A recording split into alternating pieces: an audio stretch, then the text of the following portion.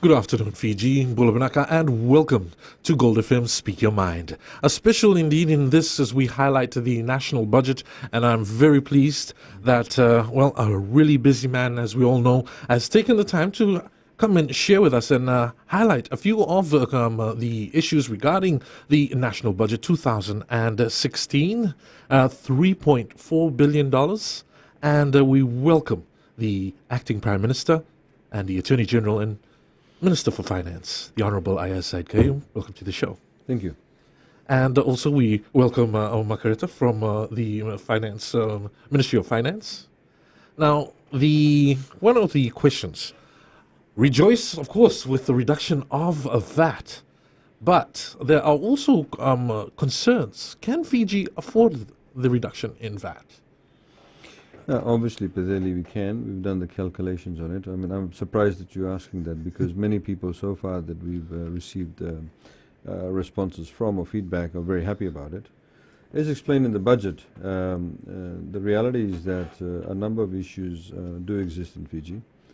One of the primary ones is that through the VAT system, which was a very system that did not work well in the sense that you had certain items that were had VAT on it. And there were about 6 or 7 items that don't have VAT on it.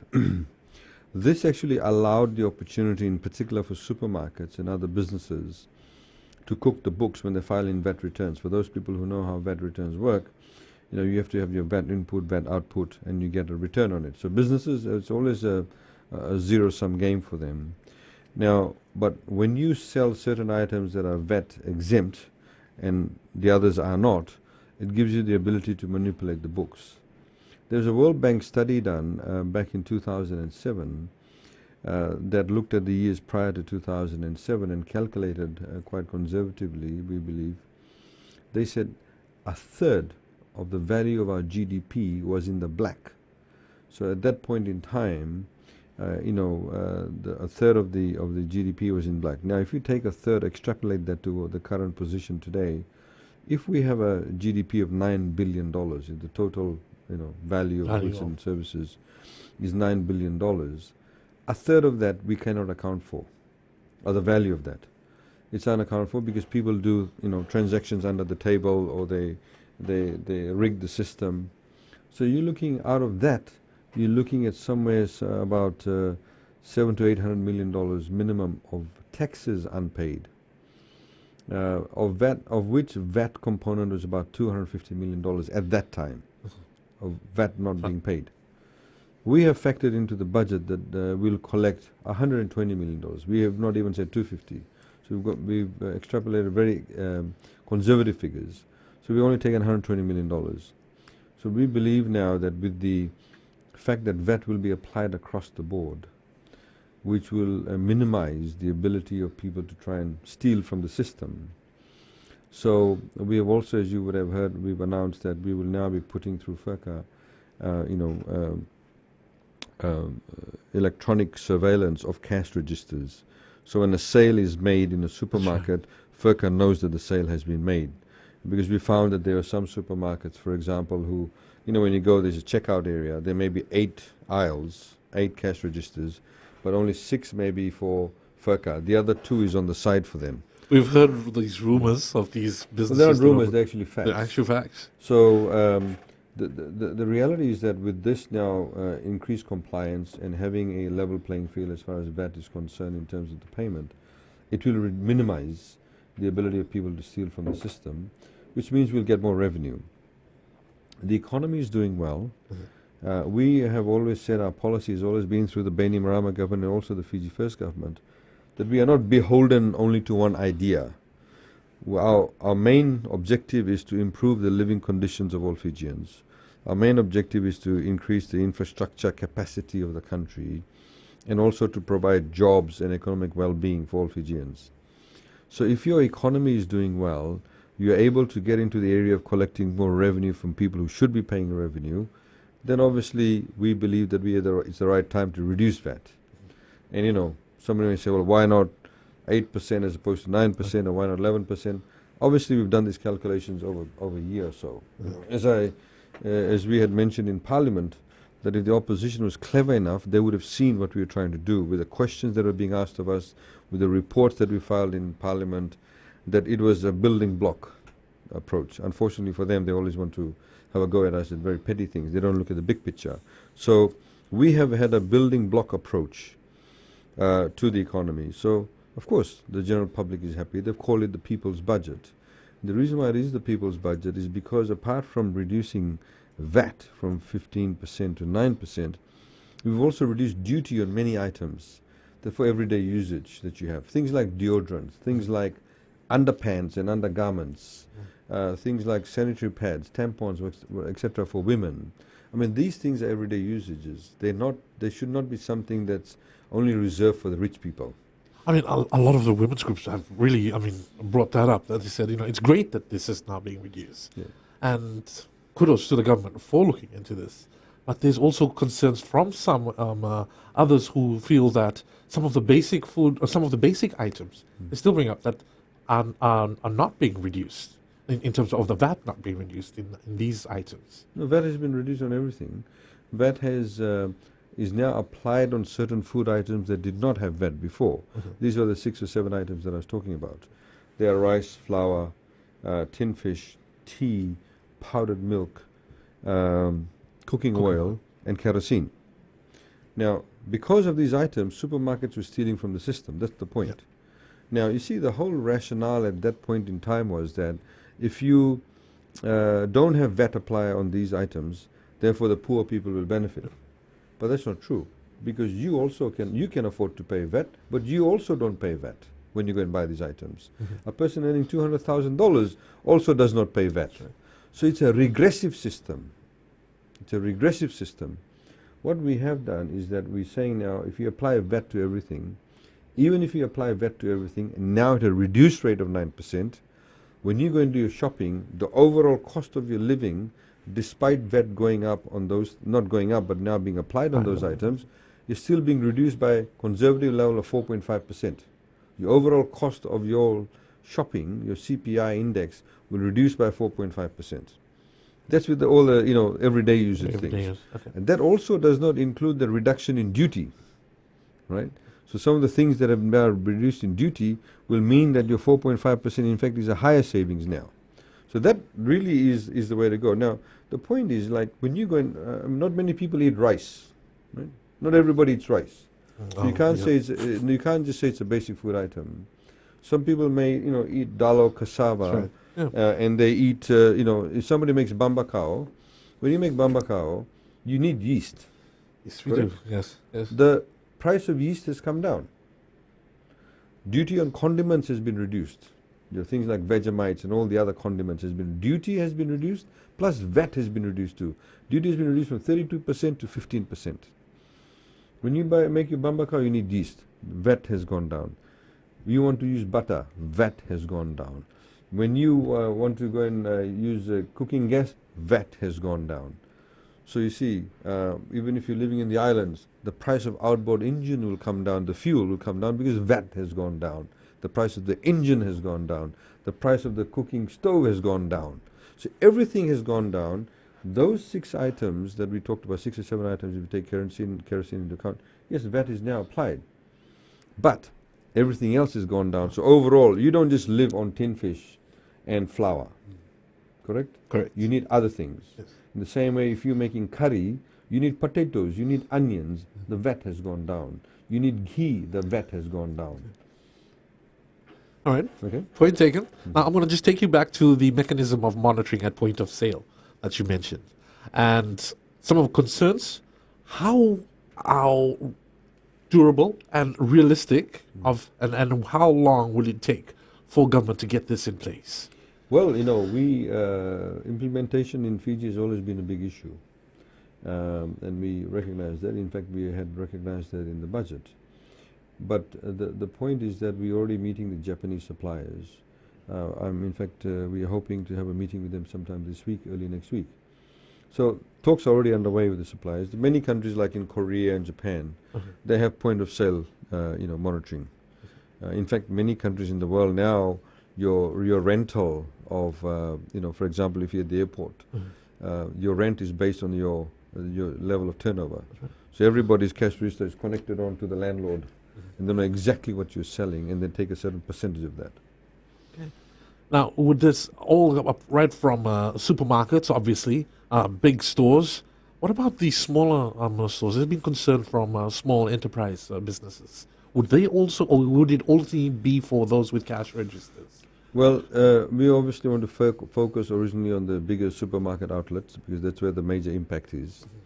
We have also a new law in place that has been approved by Parliament last week, that if you do not reflect the reduction in duty in your pricing to the consumer, if you do not reflect the reduction in duty in your final pricing, it's an offence, and the onus is on you to prove as to why you have not done it.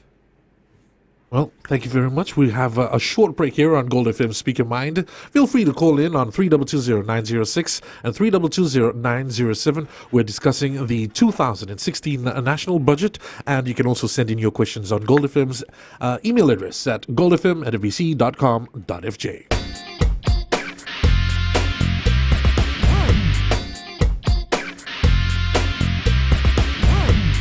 Welcome back to Gold FM Speak Your Mind, and we continue this special on the 2016 national budget, and we are grateful to have the presence of the Honourable Acting Prime Minister and Attorney General and Minister for Finance, who'd just done clarifications also on the VAT on basic food items, and we also have a caller on the line. A very good afternoon to you, and would you please state your name and your comment or question, please? Good afternoon. Nancy Wakatawa Heights. I wish to say something on the Vegemite. I'm happy that the government has brought down the VAT on the Vegemite. We said at $9 to $10. I just couldn't afford to buy a small bottle. But now I'm sure I can afford to buy it with the price that they say it's gone down. Is it really? Yeah, no, in fact, thank you for your question. It's not just about the VAT. We've also reduced the duty. You see, for the end consumer, when a particular good is imported into the country, there is duty applied on it. You have the tariff, you have excise, sometimes it's also applied on it too. So the duty on things like Vegemite and Marmite and other condiments was 32%. The duty on that now has gone down to 15%. So you have a price reduction of 17%. Now, plus on top of that, you will now get a 6% reduction through VAT. So overall, the price should be reduced by your 17% duty, and the fact that there'll be less VAT now charged, which would be reduced by 6%. Now, thank you very much, Nancy. Does that answer your, is that your comment and question? Do you have a question? Yes, Teveli, when we're talking about rice and kerosene, I hear a lot from housewives that they're really not happy about the tax not included on that item.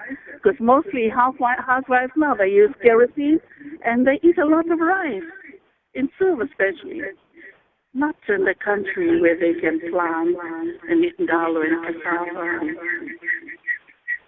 I agree, but obviously when you do use rice, you don't eat rice on your own. You use other, food items to eat whatever you eat with rice. And the duty on those food items have also been, the VAT, has been reduced to 6%.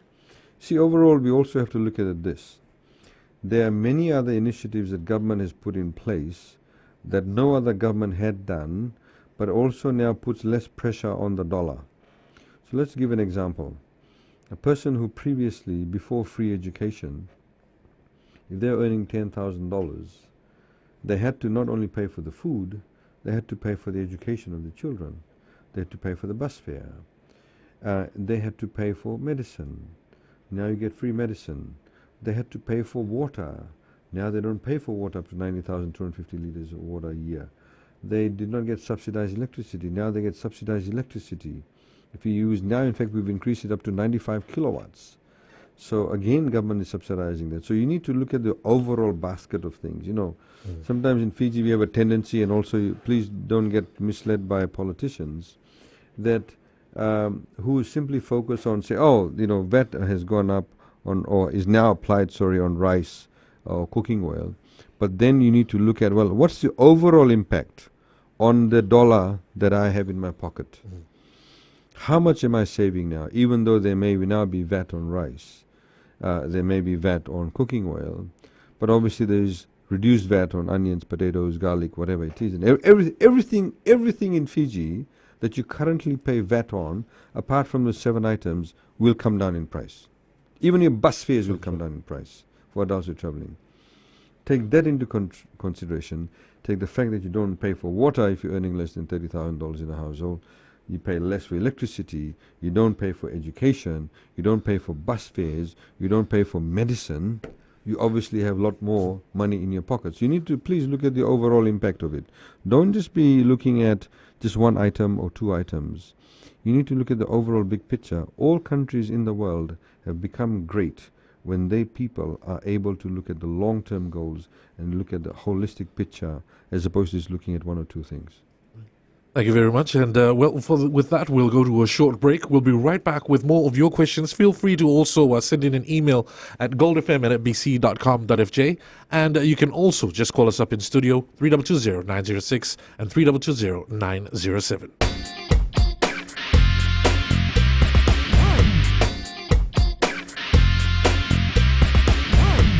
Welcome back to Gold FM Speak Your Mind, and we continue with our discussion of the 2016 national budget.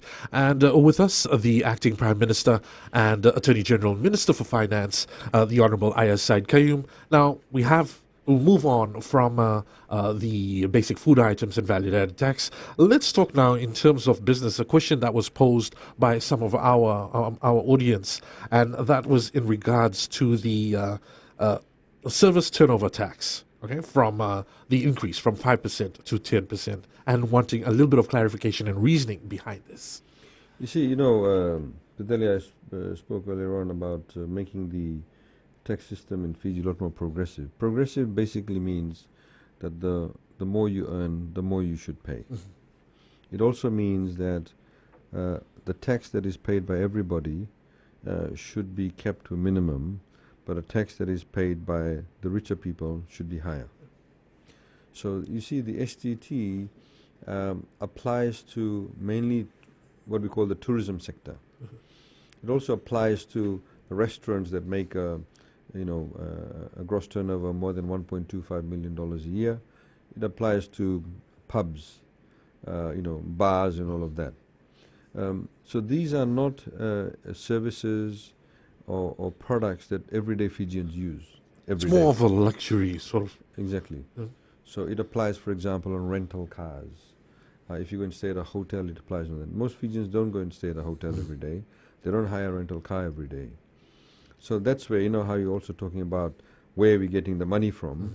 Apart from the fact that we'll have greater compliance, also the increase in STT allows us to collect more money.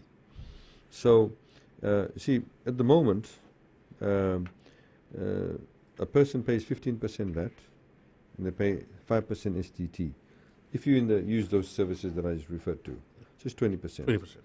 From 1 January, they won't pay 15% VAT, they'll pay 9% VAT. They'll pay 10% STT, which makes it 19%.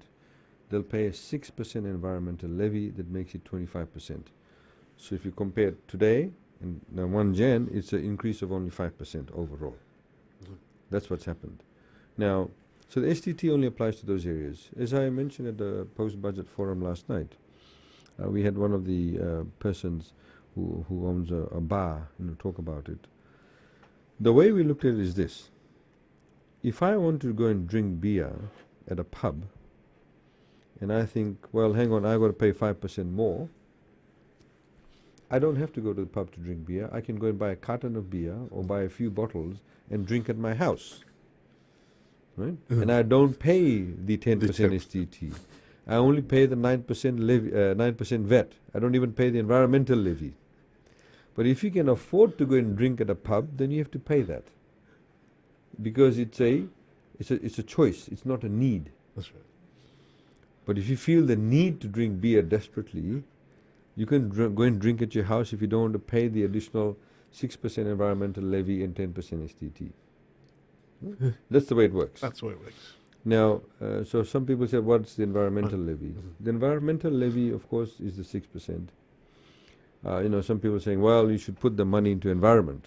I mean, obviously, we have increased the money that's been given to environmental, like we're setting an environment. We are looking at the waste management station in Nasinu, giving money to Namboro landfill. There's various other environmental projects. It has to come from government. So that's obviously contributing to government coffers. But it also makes it a lot more palatable in the sense that people are able to digest it more. So when a tourist comes and pays 6%, they say, oh, these people actually are concerned about the environment.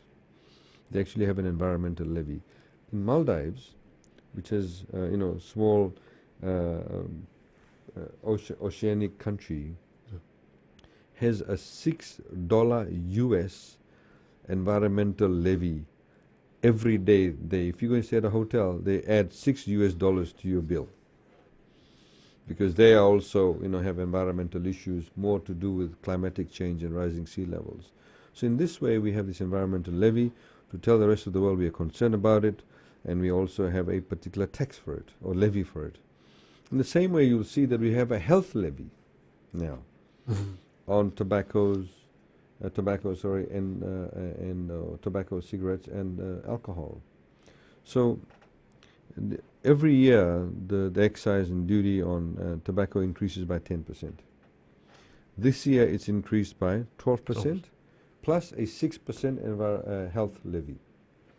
Come 1 Jan, because the VAT is going down, is reduced by 6%. So overall, the impact on alcohol and tobaccos on a net effect is 12%, as opposed to 18% because the VAT is coming down, to the end consumer. So you see, by putting that, health levy, and we're also telling the rest of the world we're actually taking health seriously, and we have. If you listen to the budget announcement, you see we've offered very generous packages for people to invest, private sector to invest in the health sector. At the moment we have a situation where if I have a heart attack now, there's nobody in Fiji who can operate on me. That's correct. Nobody can. Yep. You have to go to Australia or New Zealand or India or wherever else that does it. We obviously need to be in a situation where all medical treatments, all medical surgeries needs to be performed in Fiji. You simply can't say, well, why isn't the government doing anything about it? Because you need to have trained people. A person who does open heart surgery, you don't just bring them out of Fiji School of Medicine and they can do it. They can't. No. Overseas people, train for 15 years, 20 years before they actually become good surgeons. Unfortunately, governments previously have not invested in the human resources. We obviously are giving more money. We want to open up the employment sector for that.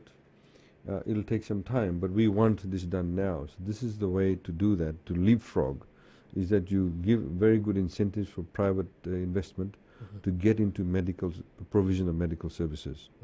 So you'll get a 10-year holiday, you'll get tax write-offs, you'll get standard allowances if you invest in medical services.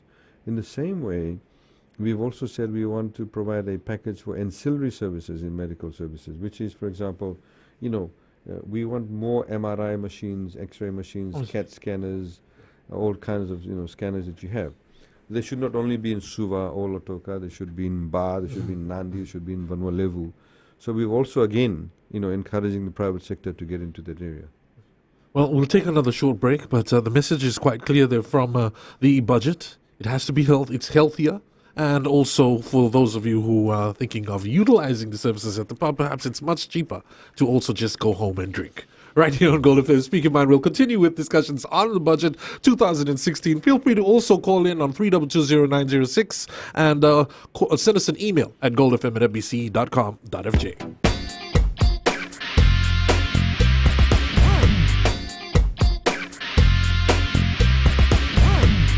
Welcome back to Gold FM Speak Your Mind, and we continue our discussion on the 2016 budget.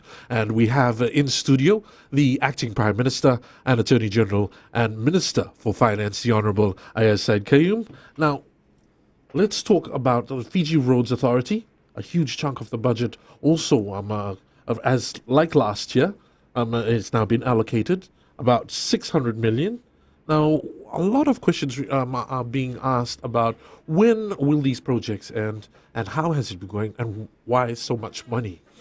Fidel, if I can just continue from the last segment, Yes. there's one important point that needs to be made, and this is what we've been highlighting in the public space. A lot of businesses, they still have very huge margins. So, for example, a lot of food items, even when you go to some of the pubs, even if you go to buy other items, the cost at which these items land, for example, if you're importing something, that they land when they pay the duty, etc., and the price they charge the consumer is a huge gap. Huge gap. So they're making a huge margin on each sale. What we've been saying, we want businesses to make money, but try and work with a lower margin, and you'll be able to sell more, if you know what I mean. So if you, for example, are bringing in hardware, if you're bringing food items, if you're bringing clothes, don't have a markup of 70-80%, don't have a markup of 50-60%. Some things you may need to, other things you don't have to. Because if you have a lower markup, a person may buy, instead of one item, they'll buy 2 or 3 items. So we need to have a volume-based approach to business, a volume-based approach to our economy. That is a very important point. So just because, if somebody is providing a particular service to you, maybe selling a mug of beer to you at the pub, in fact, the price, they probably can reduce it and still make money. Uh-huh. You know what I mean? Yeah. So it's not just about, government has put up the taxes. So they tend to blame government, because they put STT up. It's not just because of that. It's because some of their margins are actually quite thick. And it's not just in the pubs, but in other businesses. So we need to work towards that. It's very important. I'd like to follow that train of thought and also talk about the cost of homes, real estate. Does that follow in a similar sentiment? In terms of just the high, a lot of Fijians now, the extraordinary rise in the cost of real estate, especially in peri-urban centers. Well, we brought about a new law last year, which the opposition criticized us for. And we said that no foreigner can buy any land for residential purposes in a municipal area.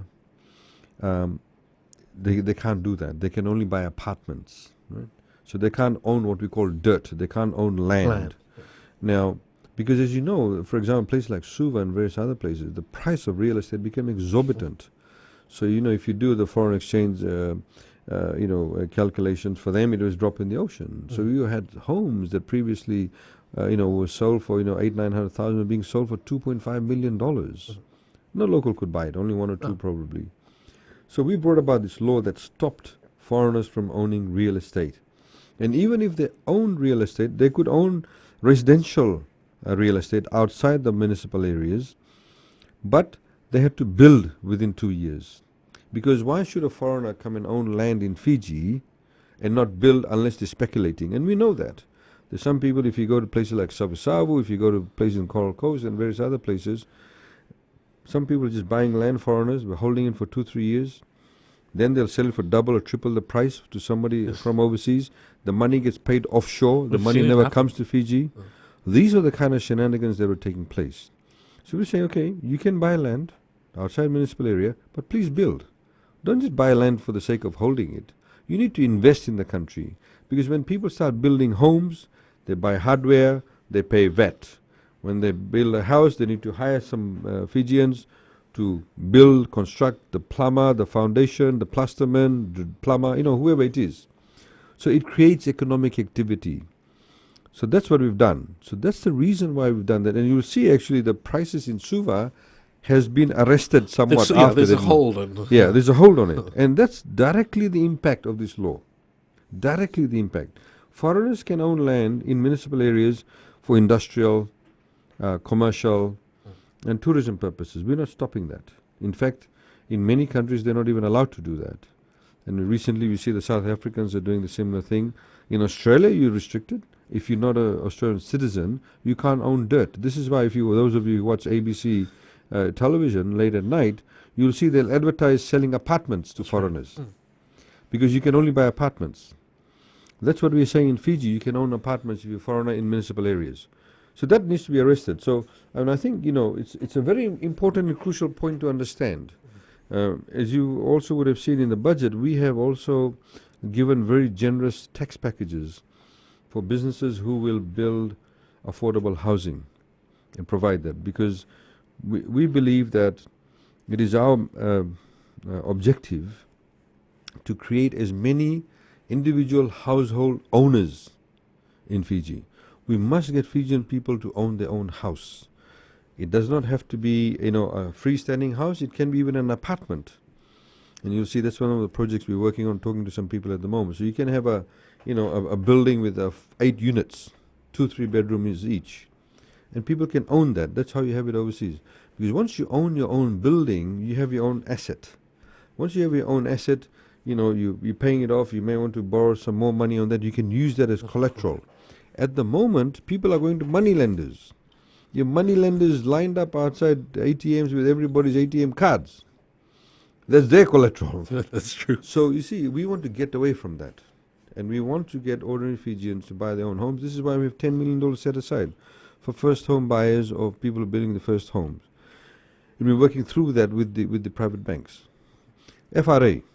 FRA, if you see the budget of FRA has been reduced by $18 million compared to 2016 compared to 2015. Yes, it is a big amount of money, but there's also a lot of big capital works going on. So FRA is not necessarily spending the entire $600 million. These are projects in Numbawala Draketi that's being built through the Chinese company, the Chinese Exim Bank funding, Buddha Bay. We have got other projects that are on foot, Sawane Seria. All those areas are being funded through these banks. So all of those loans are actually shown in their budget, in the allocation to FRA. The fact though is, Petheli, if you talk to all those people in the rural areas who now have a better bridge, who now have a better Irish crossing, there's something like 200 small bridges, Irish crossings that are identified that basically fallen apart, crumbled. This bridge here in Stinson Parade, you see in Suva, that was built in the 1970s or 80s. It should not have collapsed. Why did it collapse? Bridges are built to last at least 90 years, 80 to 90 years. Why did it collapse? Because there was corruption. Because the amount of cement they poured was not enough. The amount of iron and steel they put was not enough. So these are the issues that we are addressing now. Yes, there will come a time when the spending will actually go down because we are in the state of restoring this infrastructure, restoring critical infrastructure. It will come down, but you're going to speak to the people in Nasinu. Some of those roads that was, Tahsil and the Housing Authority times when it was done, is now gravel. These people are living in an urban area. It's gravel, there's no street lights, there's no footpath. The Tahsil has become gravel, but nobody's been doing anything about it. They want to have Tahsil roads, and they should get Tahsil roads. They pay city rates, they pay municipal rates, they pay their taxes.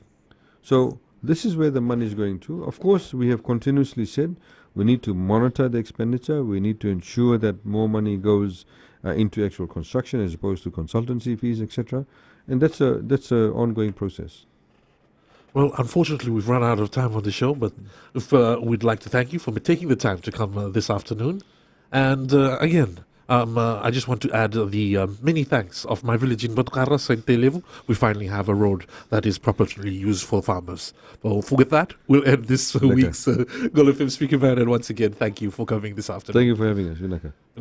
And then feel free to also send in your comments on goldfm@nbc.com.fj to our email, or you can even drop us a message on our Facebook page, Gold FM Fiji.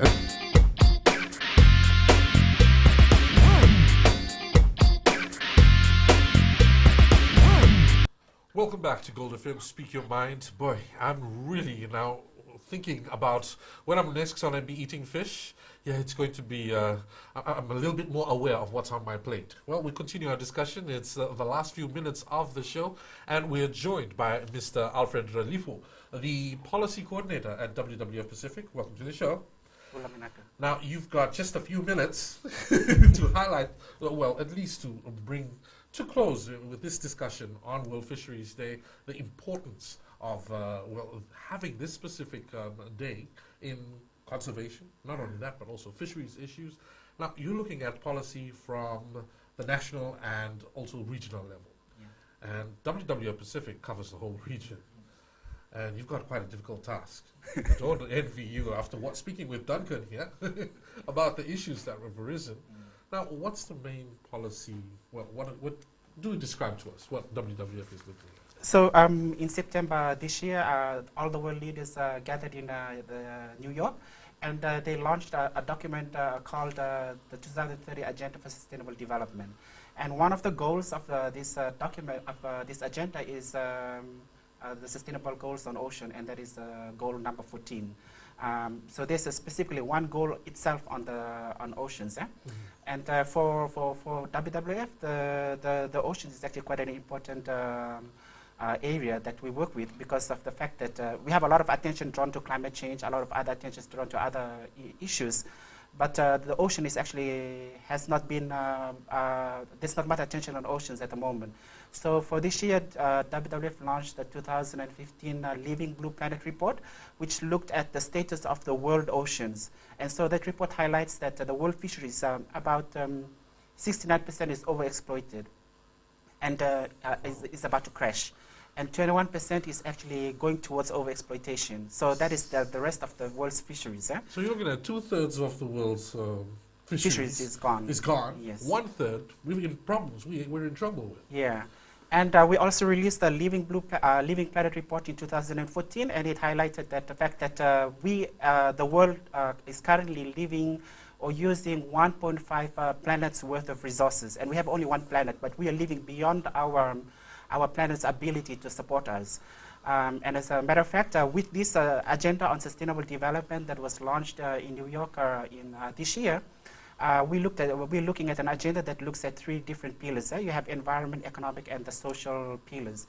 And this is the first time the world leaders have agreed on a development agenda that has those 3 pillars at the same level. We used to have the Millennium Development Goals, and that looked at only economic development and very little on environment. And for WWF, environment underpins poverty alleviation, food security, even economic sustainability and economic development for all countries. So with this World Fisheries Day, it actually ties in well with the Sustainable Development Goals on oceans. And at the UN level, the Fiji government, together with Sweden, has taken the challenge to champion the goal on oceans. We will be having our first Triennial Oceans Conference here in 2017, and WWF, together with the Fiji government and other partners, we will be looking at how we will be actually be able to start reporting back on how we are implementing that Sustainable Goal 14 on oceans. And if you look at that in terms of fisheries, we address the fisheries, the status of the fisheries, and try to bring them to a level we'll be able to solve issues like poverty, food security, but also at the same time maintain economic development for Fiji.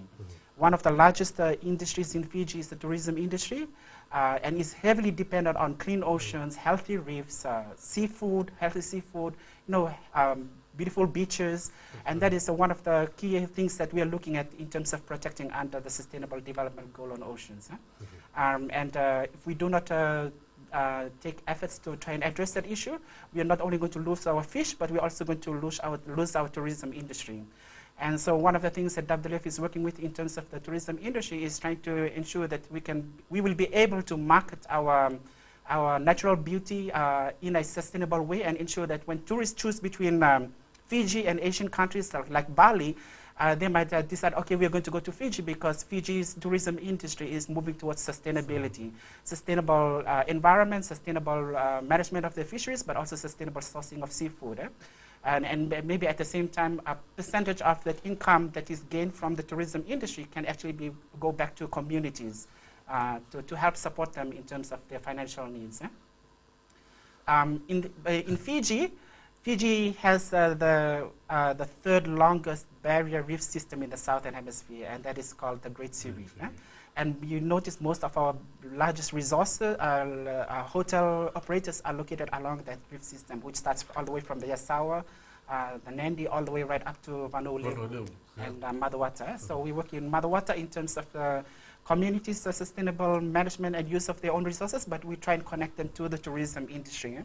And we are also working at different multidimensional levels, not at the community level, but at the provincial and national level in terms of developing a Great Sea Reef management strategy that will look at the sustainable use of the entire reef system. And this is actually quite linked to the regional policies that we work with all the way up to the international level with the various different kinds of conventions on to sustainable, to protect all our biodiversity. Yeah? So those are the kind of multi-level, the different levels that we work with in terms of the fisheries industry. Yeah? So I guess for us consumers here in Suva, we have to look at ourselves and the way we choose to buy the fish. You know, starting asking the right questions as to where did the fish come from which community? You know, how was it sourced or fished? Is it within the legal means, or if not, then what do we do about it? And we also need to start educating ourselves of the various laws and legislations related to fisheries, because these are the kind of things that we need to be aware of. All right, I'm going to have to stop you there, Alfred, because guess what? We've run out of time on the show. And this is exactly why we need people, and you need to support the work of WWF Pacific. Now, guys, just so that people can get a little bit more on the work that you do, what is your website? If we can just quickly reiterate that, I'll leave it to you, Alfred. Yeah? So WWF Pacific website is www.wwf.southpacific.org. All right, there you go. And of course, you can speak to any of these, Mr. Alfred Ralifo or Mr. Duncan Williams himself or Mr. Francis Areki, because he just took over and just went for it on time. Hey, I hope that you can join me again next week for another session of Golden Film Speak Your Mind. Thank you, gentlemen, for joining me on the show. Glad to be here. Thank you very much. Thank you very much. And World Fisheries Day, 21st of November. Make sure that while you're consuming your fish, think about what you're eating. And I'll talk to you again on next Speak Your Mind right here on Gold FM.